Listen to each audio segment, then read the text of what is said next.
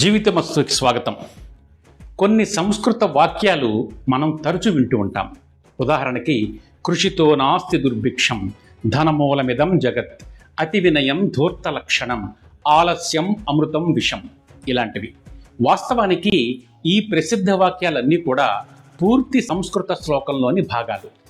ఆ మూల సంస్కృత శ్లోకాలు మనకి పరిచయం లేకపోయినా ఈ సంస్కృత వాక్యాల్ని మనం తరచు ఉపయోగిస్తూ ఉంటాం. మనకి బాగా పరిచయం ఉన్నటువంటి అలాంటి కొన్ని సంస్కృత వాక్యాలని, వాటి మూల శ్లోకాలని తెలుగులో ఆ శ్లోక భావార్థాలని మీకు అందించే చిన్న ప్రయత్నమే ఈ వీడియో. దయచేసి వీడియో పూర్తిగా చూసి మీ అభిప్రాయాన్ని యూట్యూబ్లో కామెంట్గా రాయండి. అలాగే చివరిలో ఇచ్చిన ఒక ప్రశ్నకి మీ సమాధానాన్ని కూడా యూట్యూబ్లో కామెంట్గా రాయండి. ఈ వీడియో లింకును దయచేసి అందరితో పంచుకోండి. ఈ పూర్తి సంస్కృత శ్లోకాలని యువతరానికి, పిల్లలకి అందించే బాధ్యతని మనం తప్పకుండా స్వీకరిద్దాం. ఆ ప్రసిద్ధ శ్లోకవాక్యాల పూర్తి మూల శ్లోకాలు తెలుసుకుందామా?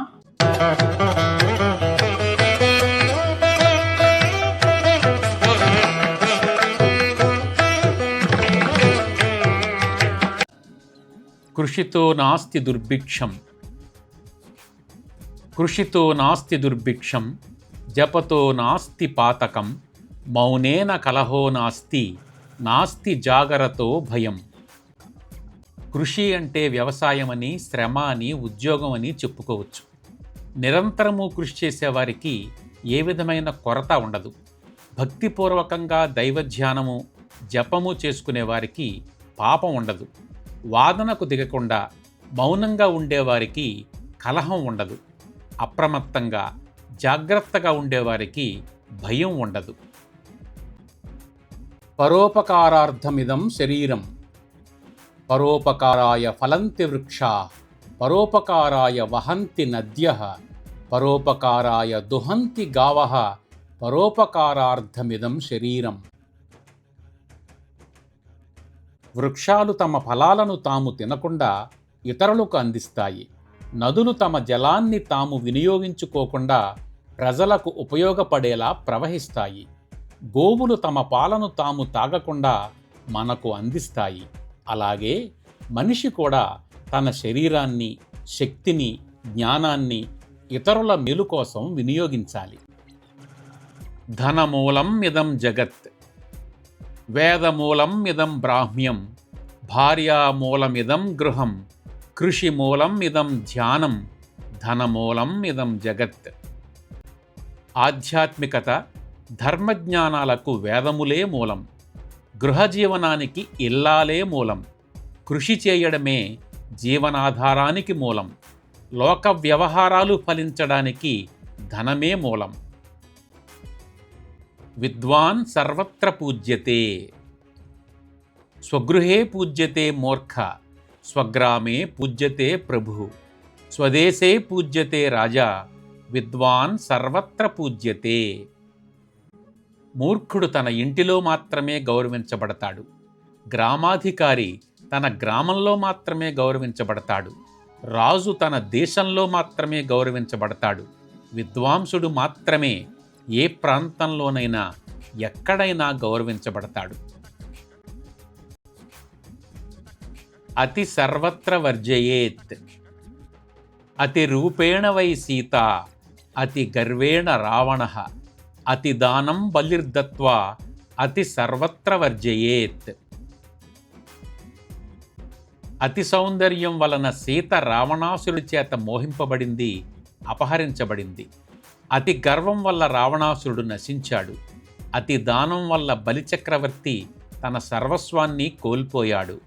ఏ విషయంలోనైనా అతి ప్రమాదం, మితిమీరితే ఏదైనా హానికరం.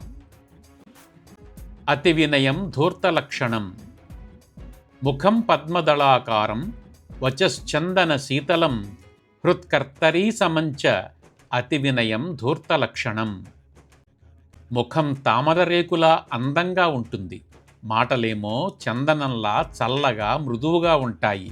కానీ హృదయం కత్తిలా పదునుగా కపట బుద్ధితో నిండి ఉంటుంది. ఇలా పైకి అతి వినయం ప్రదర్శిస్తూ ప్రవర్తించడం ధూర్తుని లక్షణం. వినాశకాలే విపరీత బుద్ధి, న నిర్మితో వై నచ దృష్టపూర్వో న శ్రూయతే హేమమయం కురంగః తథాపి తృష్ణా రఘునందనస్య వినాశకాలే విపరీత బుద్ధి. బంగారు మృగం ఎప్పుడూ తయారు చేయబడలేదు, ఎప్పుడూ ఎవరికీ కనిపించలేదు. బంగారు మృగం గురించి ఎప్పుడూ ఎక్కడా వినిపించలేదు. అయినప్పటికీ రాముడు సీత మాటల వల్ల బంగారు లేడిని పొందాలని తపన పడ్డాడు. వినాశకాలంలో మనసు విపరీతంగా ఆలోచిస్తుంది, మనల్ని తప్పుదారిలో నడిపిస్తుంది. ఆలస్యం అమృతం విషం, సిద్ధమన్నం ఫలం పక్వం, నారీ ప్రథమ యవ్వనం, కాలక్షేపం న కర్తవ్యం, ఆలస్యం అమృతం విషం. వండిన అన్నాన్ని భుజించడానికి, పండిన పండును తినడానికి ఆలస్యం చేయకూడదు. స్త్రీ తొలి యవ్వనాన్ని సమయానికి సద్వినియోగం చేయడంలో ఆలస్యం చేయకూడదు. సమయాన్ని నిరర్థకంగా గడుపుతూ వృధా చేయకూడదు. ఆలస్యం వల్ల వచ్చే సోమరితనం అమృతాన్ని కూడా విషంలా మార్చేస్తుంది.